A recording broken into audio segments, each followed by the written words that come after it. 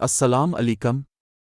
میں داؤد اور میری پیاری بہن شہزادی ایمن اب سب کے ساتھ الحمدللہ ہم سب ٹھیک ہیں اور مجھے امید ہے کہ اب سب بھی ٹھیک ہوں گے۔ اب ہم نئی کہانی پڑھنا شروع کریں گے۔ یہ کہانی بھی بہت اچھی کہانی ہے، اس لیے وقت ضائع کیے بغیر ہم آج کی کہانی شروع کرتے ہیں۔ کہانی کا نام ہاتھی والوں کا قصہ۔ ابرہہ یمن کا حکمران تھا۔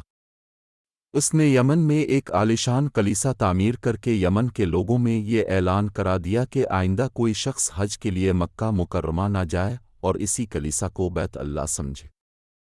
اس اعلان سے عرب کے لوگوں میں غم و غصے کی لہر دوڑ گئی۔ پھر ان میں سے کسی شخص نے رات کے وقت اس کلیسا میں جا کر گندگی پھیلا دی۔ ابرہہ کو جب یہ معلوم ہوا تو اس نے ایک بڑا لشکر تیار کر کے مکہ مکرمہ کا رخ کیا۔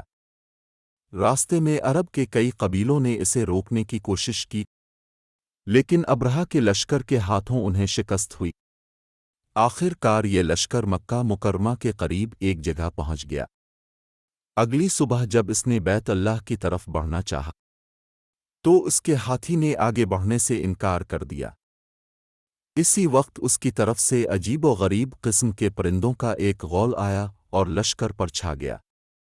ہر پرندے کی چونچ میں 3 کنکر تھے، جو انہوں نے لشکر کے لوگوں پر برسانے شروع کر دیے۔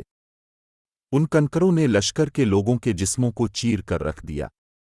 یہ عذاب دیکھ کر سارے ہاتھی بھاگ کھڑے ہوئے۔ لشکر کے سپاہیوں میں سے کچھ وہی ہلاک ہو گئے اور کچھ جو بھاگ نکلے وہ راستے میں مر گئے۔ ابرہہ کے جسم میں ایسا زہر سرایت کر گیا کہ اس کا ایک ایک جوڑ گل سڑ کر گرنے لگا۔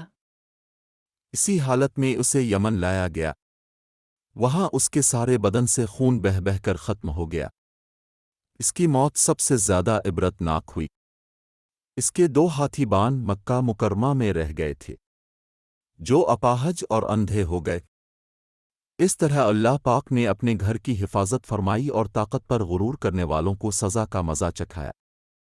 قرآن پاک کی سورہ فیل میں اللہ پاک نے اس واقعے کو یوں بیان فرمایا: کیا تو نے نہ دیکھا کہ تیرے رب نے ہاتھی والوں کے ساتھ کیا کیا ان کے مکر کو بیکار نہیں کر دیا، اور ان پر پرندوں کے جھنڈ بھیج دیے، جو انہیں مٹی اور پتھر کی کنکریاں مار رہے تھے، پس انہیں کئی ہوئے بھوسے کی طرح کر دیا۔ سورہ فیل آیت 1 تا 5۔ یہ آج کی کہانی ہے۔ یہ واقعی قرآنی آیات کا بہت اچھا واقعہ ہے۔ سورہ فیل آیات 1 سے 5۔